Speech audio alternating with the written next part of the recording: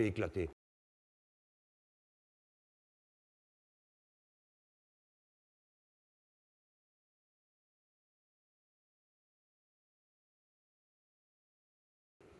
Vous, monsieur Blanquer, vous n'êtes pas le ministre des téléphones à l'école ou pas, et de la blouse. Vous êtes le ministre du gouvernement Macron, qui a fait cadeau de 5 milliards à des gens qui n'en avaient pas besoin en supprimant l'impôt sur la fortune. Voilà qui vous êtes. Et comme les gens, 5 milliards, ça ne veut rien dire pour eux. 5 milliards, 6 milliards, 100 millions, c'est beaucoup, beaucoup, beaucoup. Combien de zéros, on ne se rappelle plus. C'est pas vrai? Les gens ne comprennent pas de quoi on parle. Alors, il prend un exemple. Il dit, avec cet argent-là, que vous avez donné à des gens qui n'en ont pas besoin, en pensant qu'ils vont les investir dans la production, alors que vous savez comme moi qu'ils ne mettront pas 1 euro dans la production. Ils vont les mettre dans la spéculation parce qu'il y a des blancs qui s'occupent que de ça.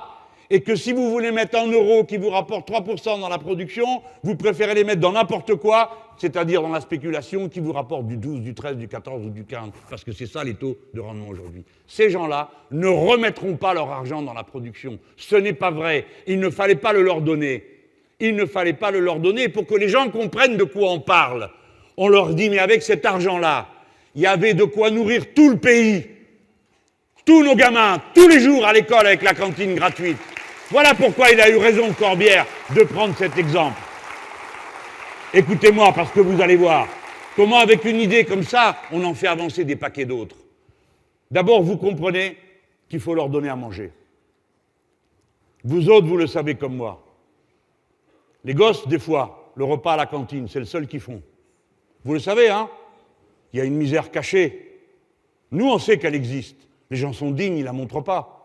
Des fois, on leur fait honte d'une manière dégueulasse, parce que la cantine n'a pas été payée. Bien sûr qu'il faut payer, mais des fois, tu ne peux pas. Et aller dire aux gosses, toi, tu t'en vas. La cantine n'a pas été payée. Ils l'ont fait, vous vous souvenez de ça? Ouais, ils l'ont fait, ils sont capables aussi de faire ça. 1, vous les nourrissez. 2, on les nourrit correctement. Parce que c'est un grand problème que ce qu'ils sont en train de manger, nos petits, aujourd'hui, quand les gens n'ont pas les sous pour pouvoir acheter le bon manger. Et voilà comment vous avez des crises d'obésité, des épidémies d'obésité, voilà comment vous avez des gens malades. Pas de leur faute, grand Dieu. Eux n'arrêtent pas de dire que c'est toujours la faute des autres. Vous êtes pauvres, c'est de votre faute. Vous êtes dans la rue, oh, il n'y en a que 50.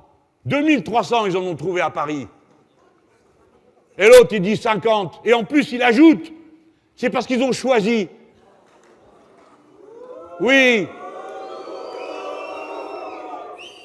Vous avez entendu l'autre, là, on lui pose la question, il dit, vous trouvez ça normal? Et le gars, il répond, il n'était pas au PS, celui-là, avant? Mais il a tout oublié, apparemment, hein, pourquoi il y était. Il dit, oui, oui, cette personne qui est morte, c'est une femme qui a 62, 63 ans, qui est morte dans le 10e arrondissement de Paris, c'est pas la seule, hein. Il en meurt, hein, chaque année. Si vous voyez vous allez voir chaque année l'Assemblée Générale de la Fondation Abbé Pierre, j'aime mieux vous dire, vous ressortez à genoux, hein.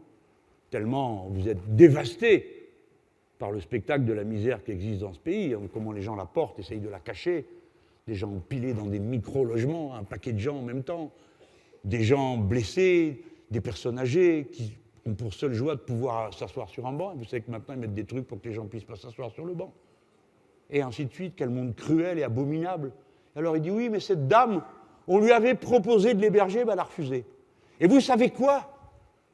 Ce type, n'importe qui, je vais vous dire, dans le groupe, il y a 2 copains qui se sont levés et qui sont sortis. Vous savez pourquoi faire? Ça les a fait chialer. De voir, on est à l'Assemblée nationale, et vous avez un ministre qui dit froidement, avec son air là comme ça, qui dit, cette femme, on lui avait proposé de l'héberger, elle n'a pas voulu, elle est morte. Autrement dit, c'est de sa faute. Les pauvres sont pauvres de leur faute. Les malheureux sont malheureux de leur faute. Les chômeurs de leur faute. Et ainsi de suite. Et ceux qui meurent au travail, 565 par an, de leur faute. Et ainsi de suite. C'est écœurant, un monde pareil. C'est écœurant de parler comme ça. Et je crois qu'ils ne se rendent même pas compte de la façon avec laquelle ils parlent. Donc je reviens à ma cantine. La cantine gratuite, du coup, ça nous permet de contrôler ce qu'on va manger. Et donc, on va passer des accords avec les paysans, parce que les paysans, ils ne sont pas d'accord pour tout saccager.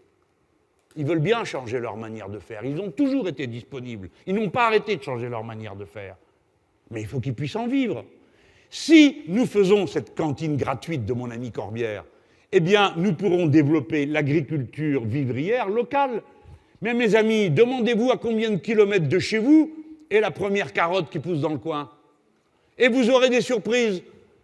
Parce que vous découvrirez tout d'un coup qu'il n'y a pas une carotte à moins de 200 kilomètres, qu'il n'y a pas un poireau qui est produit pour la commercialisation à -2, à -2, à -2. Et que la chose qui est dans votre assiette, elle a fait le tour du monde avant d'arriver là, alors que vous seriez capable de le faire là. Donc, quand on prend ces 5 milliards, au lieu de les donner aux riches qui n'en ont pas besoin, pour les placer dans une économie où ils ne mettront pas 1 euro, qu'on les met dans la cantine gratuite, alors, 1, on s'assure que les gosses mangent. 2, et un gosse qui a mangé, il étudie mieux. 2, on améliore sa santé parce qu'il a mangé. 3, on développe un modèle économique de relocalisation de l'agriculture sur le bio. Voilà à quoi ça sert.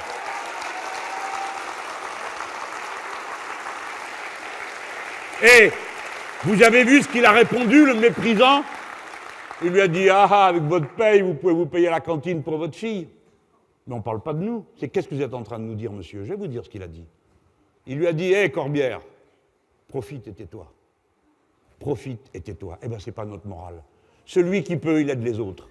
Voilà la règle de base pour nous. Celui qui trouve une idée qui est bonne, il la propose à tout le monde. C'est ça qu'il a répondu.